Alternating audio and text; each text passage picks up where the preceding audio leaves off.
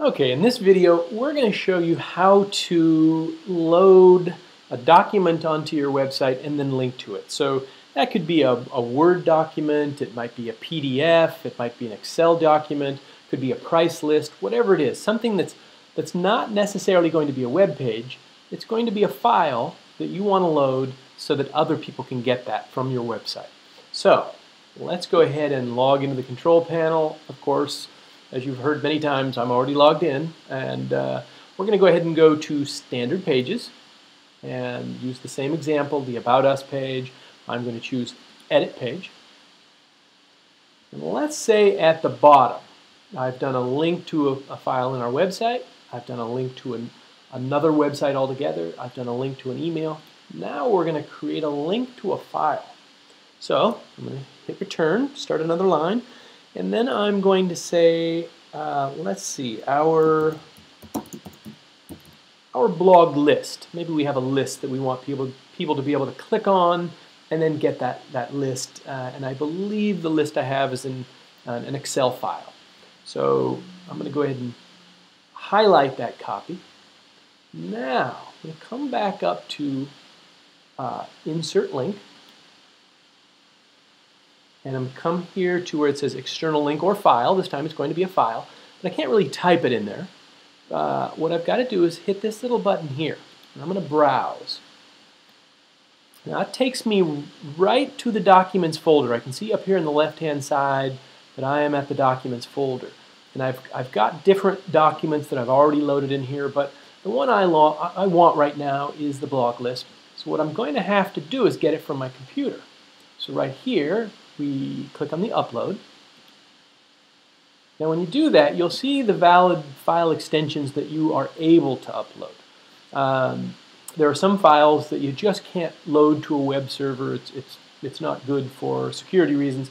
So we limit you to these file extension types. These are the most common types that you would need. Then I come here and I say Choose Files. I'm going to go ahead, look on my hard drive here, and I can see that blog list, and it's an Excel file.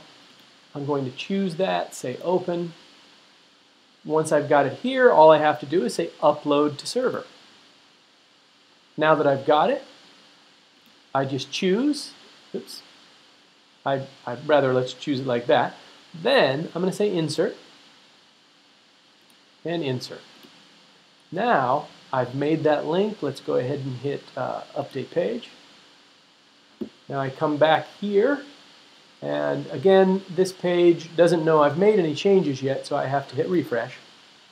Now if I click on this, that Excel document will open up if I have Excel, and that's one concern with loading Excel files, Word docs, PowerPoint presentations.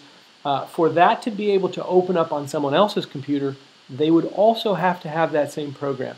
And that's why a lot of people, most people, will load things as PDF files, because most people have the PDF reader. And so just something to consider as you link to files. I want to show you one other thing. I'm going to go back to the About Us page and edit that.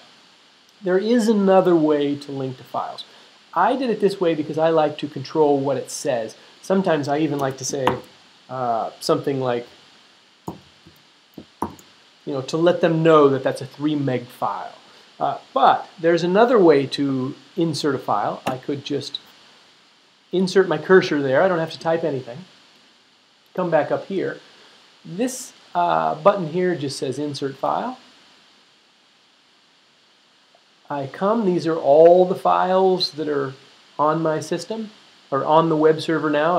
If it wasn't here, I would go back to Upload and upload it that way. But let's choose this one again and just say Insert.